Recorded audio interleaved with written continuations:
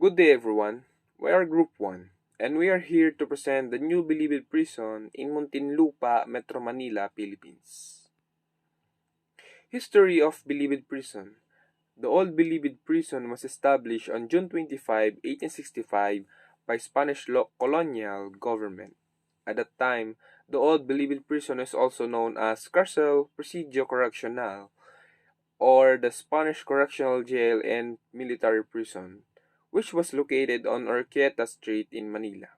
The Manila City Jail, also referred to as Old Bilibid Prison, is a prison located in Manila, the capital of the Philippines.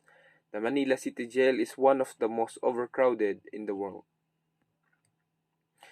The Old Bilibid Prison is the first national penitentiary in the country. Was established in Manila under a Spanish royal decree.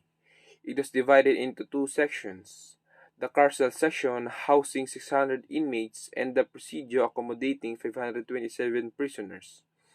Carcel is a Spanish word means prison and presidio means jail or fortification. The New Bilibid Prison is currently located in Muntinlupa, Manila. The New Bilibid Prison in Muntinlupa City, Philippines is the main insular penitentiary designed to house the prison population of the Philippines. It is maintained by the Bureau of Correction or Bucor under the Philippine Department of Justice. As of October 2004, it has an inmate population of 16,747 and the penitentiary had an initial land area of 551 hectares. Good day sa inyong lahat. My name is Raji Marie Aero at i-discuss natin ang physical structure of New Bilibid Prison. As you can see, ito yung new at old New Bilibid Prison. Dati, hindi pa siya crowded. Pero ngayon, crowded na siya due to na padami ng padami yung nakukulong. Which is nasa 24,000 approximately. Kaya nadadagdagan sila ng mga infrastructure.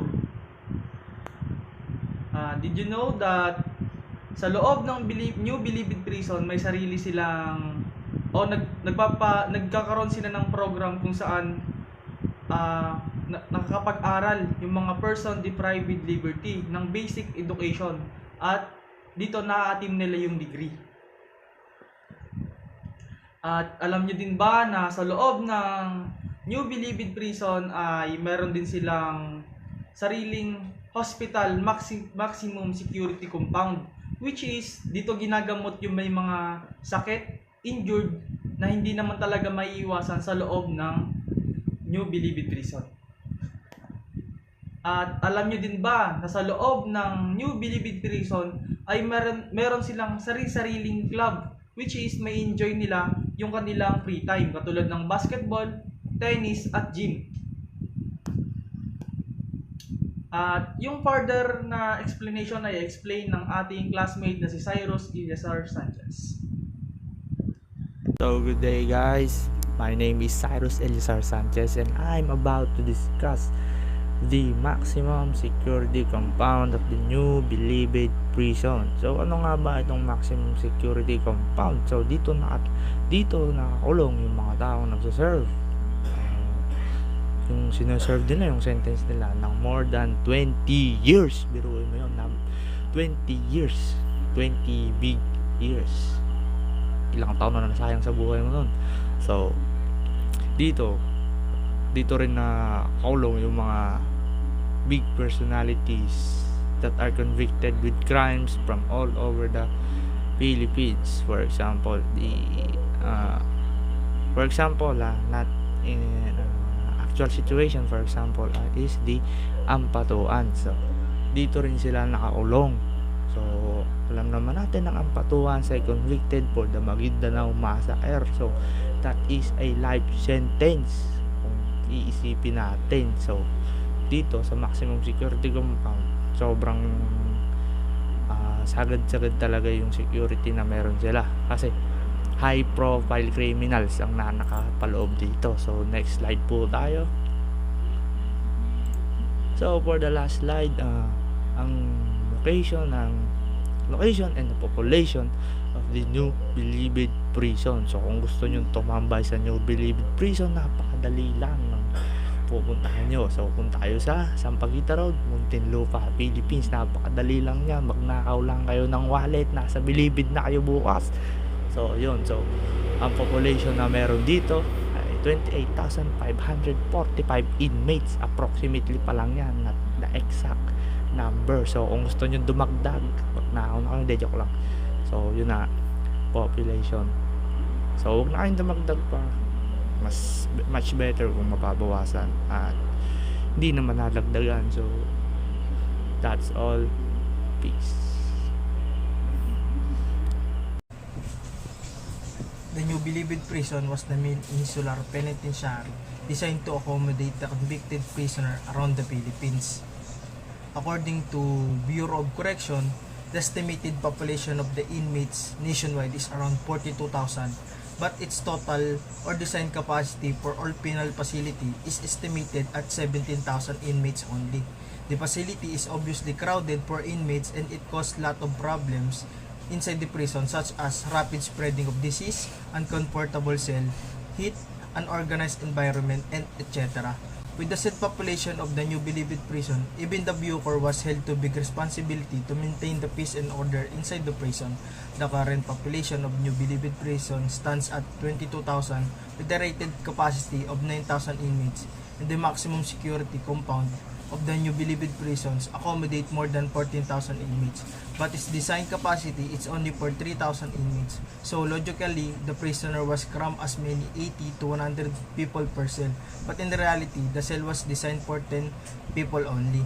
When it comes to personal strength, the total strength of Bucor is 2,658, which are assigned in custodial functions, and the rest are either assigned in rehabilitation and administrative function. The current custodial ratio of officer to inmates is 1:80, which outnumber by inmates. In this situation, maintaining peace and order inside the prison is strictly implemented. But however, in this number of strength, Bucor has the huge responsibility to keep them organized. Known gangs inside of New Bilibid Prison. Some of them is the Sige-Sige Sputnik gang, or the one of the notorious group inside the New Bilibid Prison. It was established by Babong Roque in 1957. The motto of the gang is, he who comes to destroy us will himself be destroyed. This gang was known for doing crimes such as murder, kidnapping, carnapping, robbery, and other heinous crime. They are also the one causing riot inside the New Bilibid Prison. Some of them are terrifying and dangerous. This gang also has the member outside of the New Bilibid Prison, who they are the one who completed their sentence. And next is Bahala na Gang. Bahala na Gang was established in the early 1940s in Sampaloc, Manila, Philippines by Divino Talastas. Divino Talastas was known for targeting and killing police officers.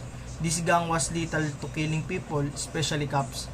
Some of them are known criminals and has power inside of the New Bilibid Prison. However, the violence of this group was minimized and stopped by the Bucor. They assure that no one can do violent action inside of the New Bilibid Prison, unlike in early 90s when riot was almost normal inside the prison. Sputnik gang and Bahala na Gang known for their rivalry and lot of rumble between them inside of the New Bilibid Prison, because they want to control the system inside of prison and to take the power. But this organization failed to do that because of the strictly implementation of peace and order inside the prison. And next is Sige-Sige Commando. Sige-Sige Commando was the subgroup of Sputnik inside the New Bilibid Prison. At early days of this gang, they only composed at 22 person and they called themselves the Commandos. The prison officials segregated this member of gang to avoid conflict and gang war and to maintain the peace and order for other inmates. at early 1954, this gang caused trouble that lasted for 2 days. 9 members of this gang was found dead and lot of inmates was injured at the said event. But at these days, the Bucor still maintained the harmony inside the New Bilibid prison, and to make the prison organized, they conducting seminar and therapy for the inmates as part of their activities and mental health. Notable inmates or person detained in New Bilibid Prison. 1. Robin Padilla. So, Robin Padilla was in prison for illegal possession of firearms and ammunition for more than 2 years. So, actor Padilla converted to Islam and wed in Islamic ceremony his first wife. His first wife is si Lisel Sicanco, while serving a 2 years prison sentence for illegal weapons possession. He was released in 1998 after having been granted pardon by President Fidel Ramos. So 2 is Amado Hernandez. Though the authorities could not find evidence to charge him, for 6 months he was transferred from one military camp to another, and it took nearly a year before he was indicted on a charge of rebellion with murder, arson, and robbery, or a complex crime unheard on Philippines legal history.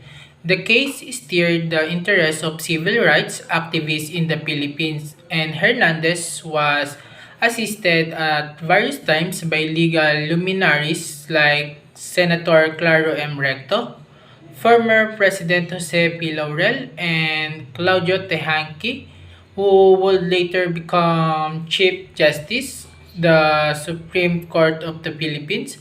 But he remained in prison while his appeal was pending. It was while he was in prison that he wrote his most notable works. One notable, he wrote Isang Dipang Langit, in English is Stretch of Heaven.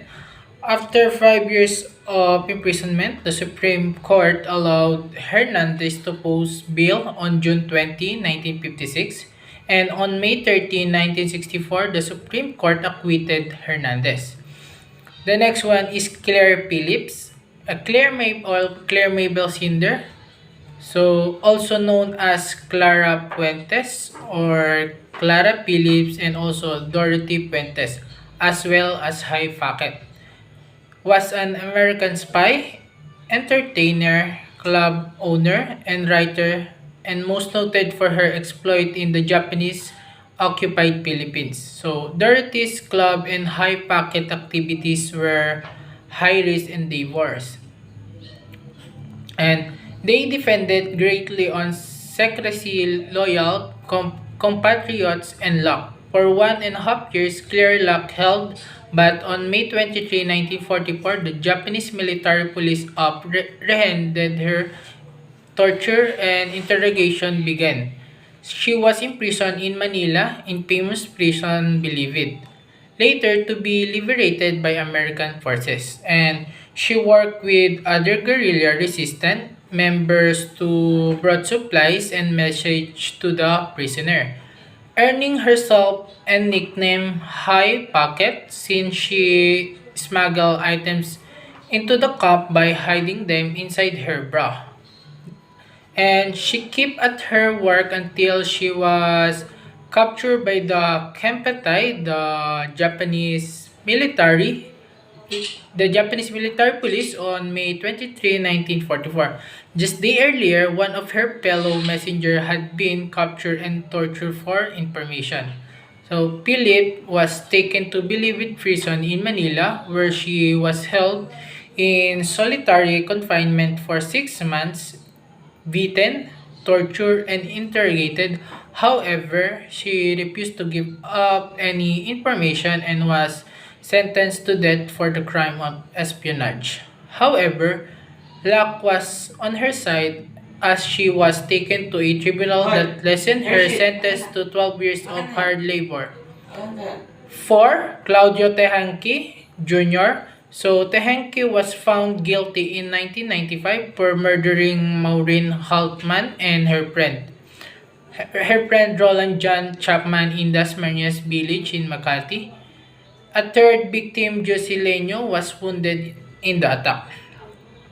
The convict was sentenced to life imprisonment and 2 counts of reclusion temporal, maximum of 17 years, 4 months, and 1 day to 20 years, has been released from the New Bilibid prison in Muntinlupa City after the President Arroyo commuted his sentence. So, 5 is Hubert Webb. Hubert Webb, son of former Senator Freddie Webb, and an acquitted suspect in the Sensational Visconde massacre case, and after 15 years of imprisonment for allegedly killing Laura Visconde's wife and daughter in 1991, Webb and 6 others were acquitted by Supreme Court in 2010. According to the Supreme Court, the prosecution failed to prove the suspect guilt beyond reasonable doubt. So, Chief Justice Maria Lourdes Serrano herself voted in favor of the acquittal, and other 6 justices voted for Webb acquittal. The next one is Antonio Sanchez.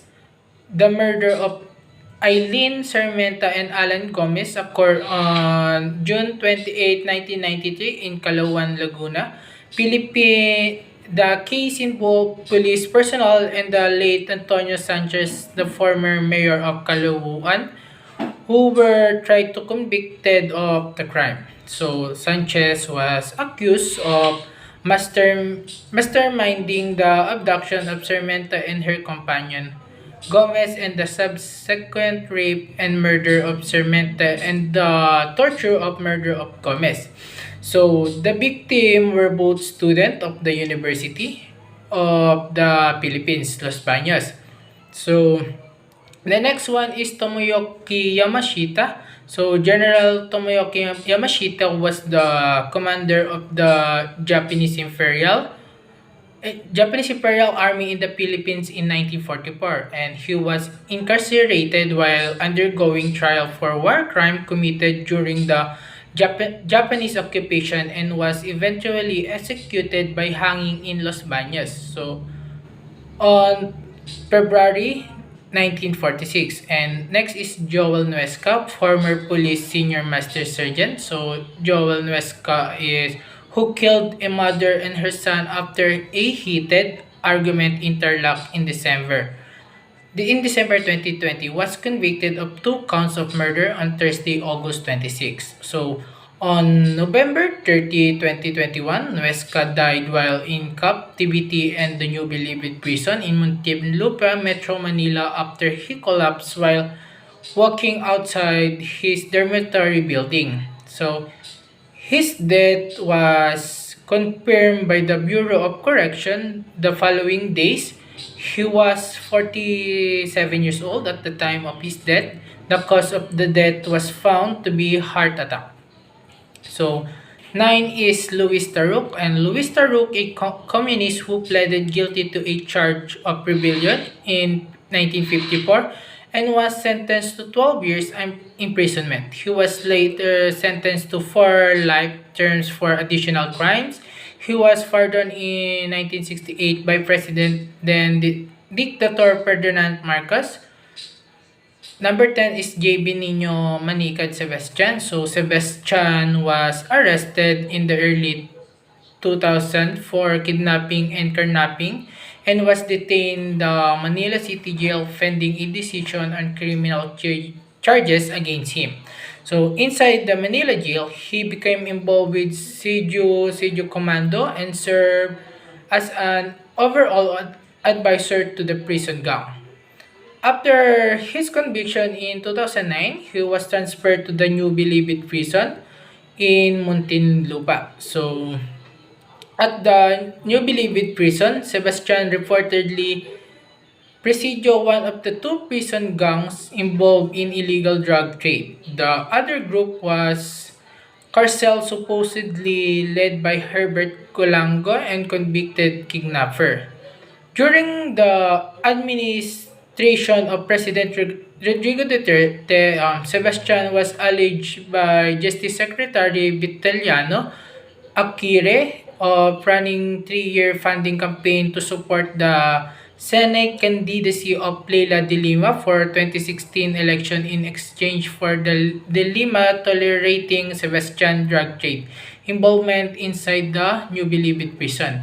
De Lima was then just secretary under Duterte's predecessor, Benigno Aquino III. So, the next one is Hobito Salonga. World War II broke out and Japanese force invaded the Philippines, and Salonga postponed his law studies and joined anti-Japanese activities by spreading war-related news from allied sources to counterattack Japanese propaganda. On April 1942, the Japanese military police arrested Salonga and he was tortured by the Kempeitai in the presence of his father and at one point, and detained at New Bilibid prison in June 1942. Salonga was sentenced to 15 years of hard labor by a military court. And on February 11, 1943, during the celebration of Kaizen Setsu or Foundation Day of Japan, Salonga was pardoned and released along with other prisoners whose names were drawn in a lottery. In this slide, we tackle about the products of prisoners inside the New Bilibid prison. The products they are made are part of their rehabilitation programs inside the New Bilibid prison and also serves as their therapy while they are inside the penitentiary. Rehabilitation programs provide various intervention activities such as individual and group counseling, moral, spiritual, and values formation, health, mental, and medical services, educational program, and vocational livelihood and skills training. And when we are talking about the products, it is covered under the livelihood skills program or training. The program includes setting up of seminars and skills training classes like food preservation and processing, candle making, novelty items, and handicrafts making. The livelihood program presents income generating activities to PDL during their confinement when they are able to earn for their personal upkeep and financial support to their families. Like as you can see on my background, as you can read it, TESDA, STAR, and Bureau of Correction had a partnership to implement the Bagong Buhay sa Gulay project, which gives training skills regarding on urban farming of the PDLs. The Buhay sa Gulay is an urban vegetable gardening program adopted in every town or city all over the country, and this project in New Bilibid Prison will convert idle patches of land inside the New Bilibid Prison compound into productive and profitable vegetable gardens. It aims to empower PDLs to be productive and self-sufficient in preparation for their reintegration into society. As part of their therapy and their rehabilitation programs, some artists, inmates gathered inside the New Bilibid prison.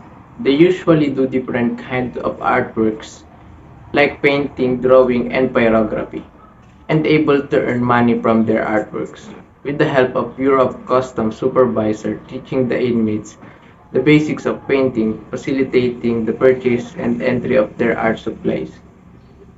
Also in arranging for their works to be exhibited outside the prisons.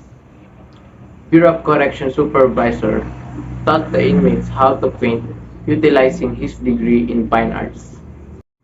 Kulay Group of Artists, a group established by Bureau of Corrections at the Maximum Security Compound on May 18, 2000, to represent a group of artists inside the New Bilibid prison. And the goal of this Kulay Group organization is to cope the talent of the inmates and showcase their art and creativity.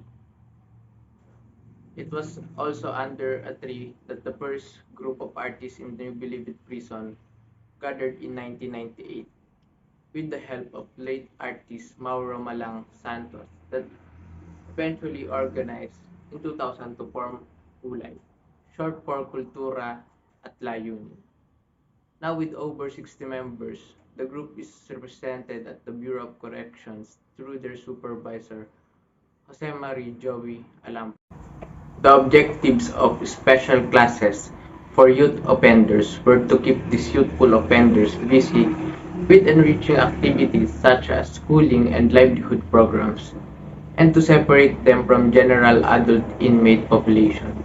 The school has 53 students at present, and they each benefit from moral and spiritual upliftment and transformation. Livelihood making projects programs have also been made available for them. As you can see on the photo, the product that they are made are the handicrafts and woodcrafts made by the students from recycled material like the basket made of packaging of the juice and table decorations made from plastic bottles and wood craft photo frame.